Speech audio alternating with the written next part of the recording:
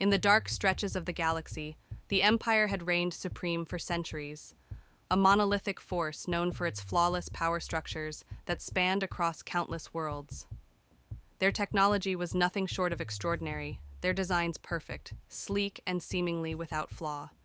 Yet, there was a crucial oversight: flexibility. The Empire's pride in its unyielding perfection had left them vulnerable to one thing they had never accounted for: adaptability. Humanity saw the weakness. While the Empire focused on precision and beauty, the humans focused on one simple rule: what works is what matters. And so, they set to work. The first sign of change came on a cold morning in a far-flung system. Imperial Fleet Commander, enemy ships detected, mobilizing, came the urgent message. But what emerged from the depths of space were ships unlike any the Empire had seen before. These were not the sleek, majestic designs they had spent centuries perfecting. Instead, they were an abomination, a brutal, unpolished mixture of stolen Imperial technology and human ingenuity.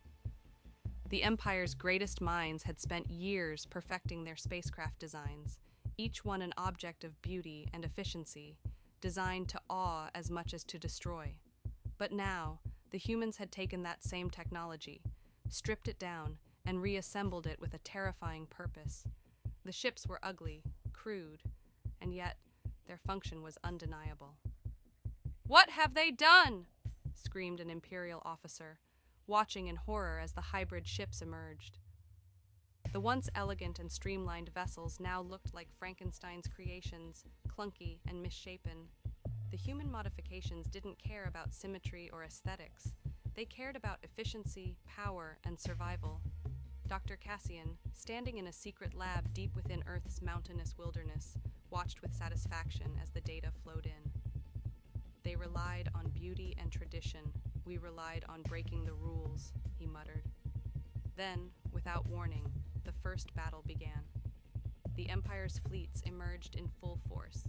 Their ships formed into tight, almost indestructible formations, a hallmark of Imperial tactics. But the humans were different.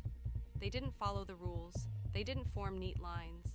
They split into groups, each ship acting on its own, with no regard for traditional battle formations.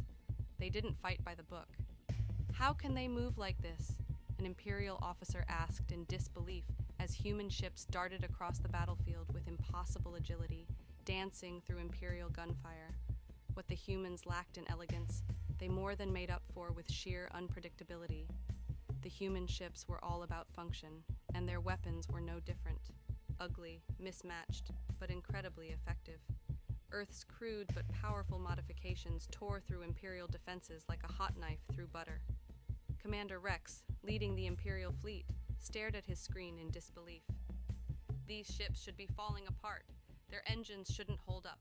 They're using our own technology against us," he shouted. And yet, the humans persisted, adapting and overcoming with every turn. The very weapons the Empire had developed to be perfect were now the humans' greatest strengths. The human-made weapons breached their shields, the hybrid drives tore apart their defensive formations, and the Empire's once invincible fleet was slowly being driven back. Back on Earth, General Thompson watched as his strategy unfolded. "They still think like Imperials," he mused, seeing the Imperial fleet trying to adapt to the chaos the humans had thrown at them. The Imperial formations were breaking down, their precise protocols shattered by the humans' raw, unrefined power. It was a war the Empire wasn't prepared for. As the battle raged on, the situation grew more dire for the Empire. They were no longer fighting just a military. They were fighting an idea, a new approach to war that the Empire had never considered: chaos, creativity, and pure human will. Human engineers, ever the innovators, had turned even the smallest scraps of Imperial technology into weapons of mass destruction. "They're not following any rules. They're not playing by any of the standards we've spent millennia perfecting," an Imperial admiral cried, watching his ships fall. It was true. The humans didn't need their precision. They had something far stronger: the ability to adapt to any situation, to find a way where there was none, to make their mistakes their strength.